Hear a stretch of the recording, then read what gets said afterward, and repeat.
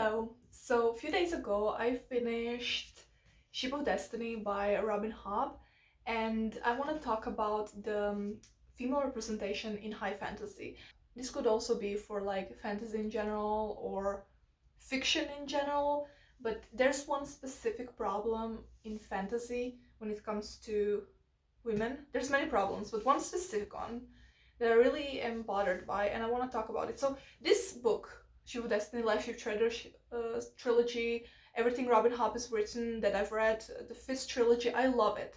I love the writing style, I love the character work, I adore the plot, the narrative, especially this one where everything was going so slowly and deliberately and in detail, and we all got to see this huge resolution in the third book, like this convergence of the storylines, and it was so great, it was so enjoyable. I did prefer the first trilogy though, but that doesn't matter.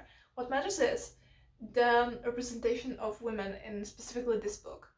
I mean, the whole trilogy, but the second and the third are really dominant in this thing. And it's the fact that women are always connected with motherhood or the fear of getting pregnant and sexual assault. And why I have a problem with specifically these books is that here every female character, no matter how well she's written, is either, is somehow connected to sexual assault and is somehow connected to the idea of motherhood. And fine, like, of course, like, women can get pregnant and whatever, blah blah, and they do get sexually assaulted more than men. But what in these books, why does every woman have to be connected to these like plots slash subplots? Every goddamn woman. I understand if like one woman has this plot, like Cyrilla, for example, in these books, which honestly it was unnecessary and really poorly done in my opinion, but okay. So she has this plot, and I was like, okay, she's this one woman who's not really all that main character, so I will forgive it. I will just get over it because, her sexual assault was used as a plot device where she got her whole personality being like revolving around this one event that lasted, for like a few weeks, and it was horrible and it was never really dealt with properly, but okay. So I was like, okay, Cyrilla is one, she's not really main, so I will, get over it. And then she's like the first. After this, every female character either is sexually assaulted, there's an attempt of sexual assault. I also forgot to say that it's not just that some characters were sexually assaulted once. There is constant, like in every chapter, there is some kind of attempt or some kind of a hint of sexual assault, and then in the end, we would have the sexual assault. Like some characters were attempted had attempted sexual assault, and then there is like a talk of or some imagery connected to her with sexual assault, and then in the end she was finally sexual assaulted. It was like we did not have rest from these themes. We would be constantly reminded of the fear of sexual assault, and I was freaking tired of it, honestly. Like, can we talk about something else? Can we give her some other fucking plot points? Why do we have to deal with this all the time in every chapter? So yeah. If not, there's some kind of a like talk between mostly male characters that would kind of give us this fear that she may be sexually assaulted. So there's always like this kind of connection, or we're being reminded that this is that type of world where women are always sexually assaulted, and that's fine. Like, we realize that at the beginning, that this is a world where women aren't safe, but why do we have to go through this same plot of sexual assault with every woman in this trilogy? So we also have two men that were sexually assaulted. We have Brashen, who was sexually assaulted when he was a child, and that's mentioned once, and it's like it's never happened. We don't see anything wrong with him, anything that this has done to him, no consequences. So I think that was poorly done. And then we have, of course, Kenneth and his whole plot, which I think is brilliant, honestly brilliant. And but still, there's something wrong in the fact that he had this urge to return what happened to him onto another female character, because in his mind it would be wrong to do it to a male character. And it was like, I don't know, this rubbed me the wrong way, because literally every female character got sexually assaulted, and then the last one, the main female character, at the end also got sexually assaulted because of the sexual assault of Kenneth, who thought it would be wrong to sexually assault a male character, so he took the woman character who looked the same as the male character and assaulted her. And it's like, I don't know, this whole like thing with it being okay to assault women but not being okay to assault men. I don't know what I'm saying anymore, but anyway, to get back on point, in every fantasy, every high fantasy, and I've realized this with Sheep of Destiny, is that every woman has this overarching possible plot of either becoming a mother, becoming pregnant, or not becoming mother, just becoming pregnant, or being sexually assaulted, being um, almost sexually assaulted, anything that has to do with this. And I'm really freaking tired of going into fantasy and always having to be worried that, oh fuck, the next subplot will be about a sexual assault or getting pregnant. Like every time she sleeps with someone, oh no, are they gonna make her pregnant now? Like, I don't want to worry about that. Can we just have women characters who don't have subplots or plots that have to do with motherhood or pregnancy or sexual assault?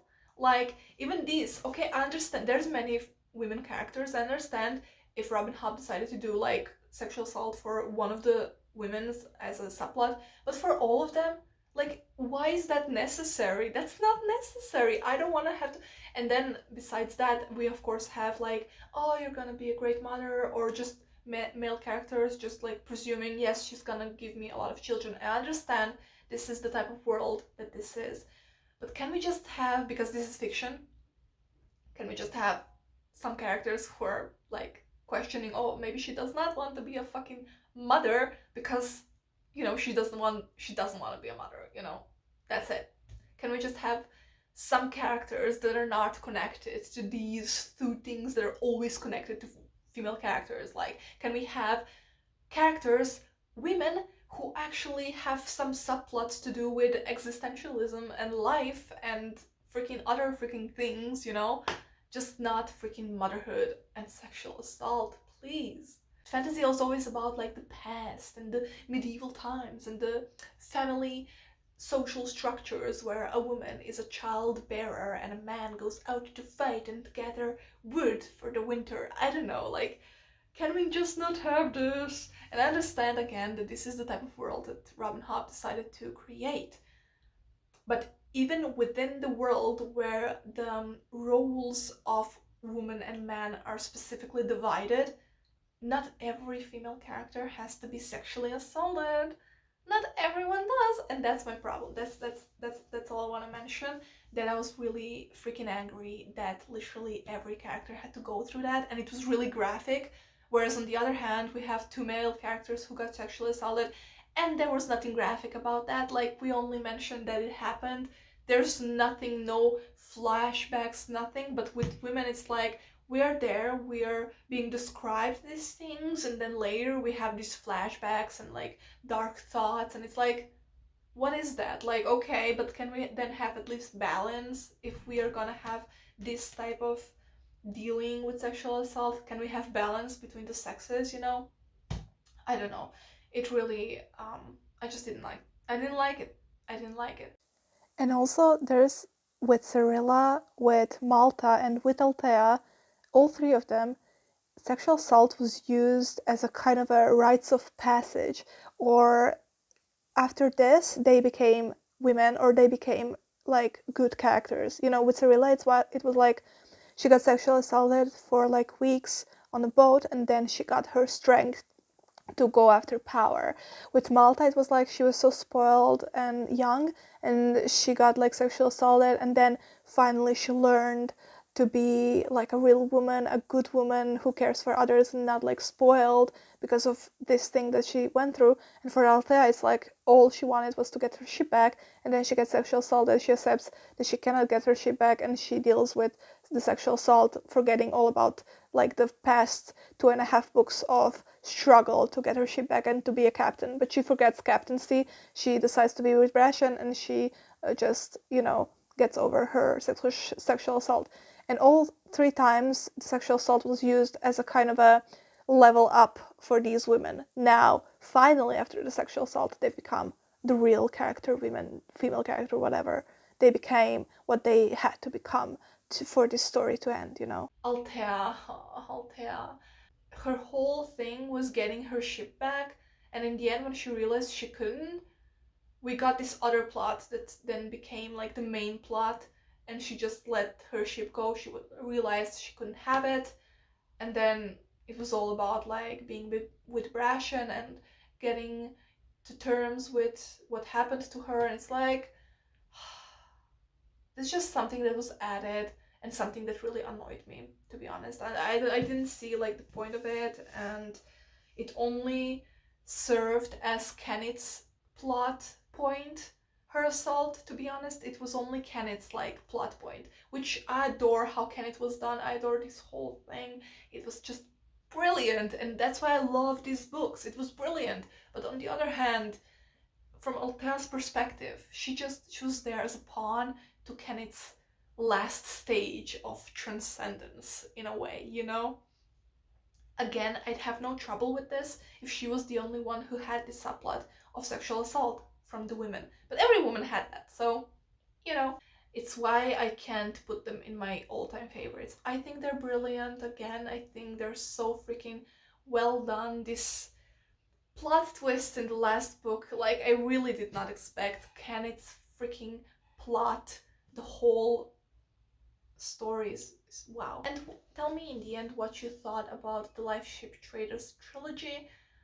Was it a good one? I think it was, yes. But like, what were the things that annoyed you the most? So thank you for listening to this short rant, and I will see you in my next videos.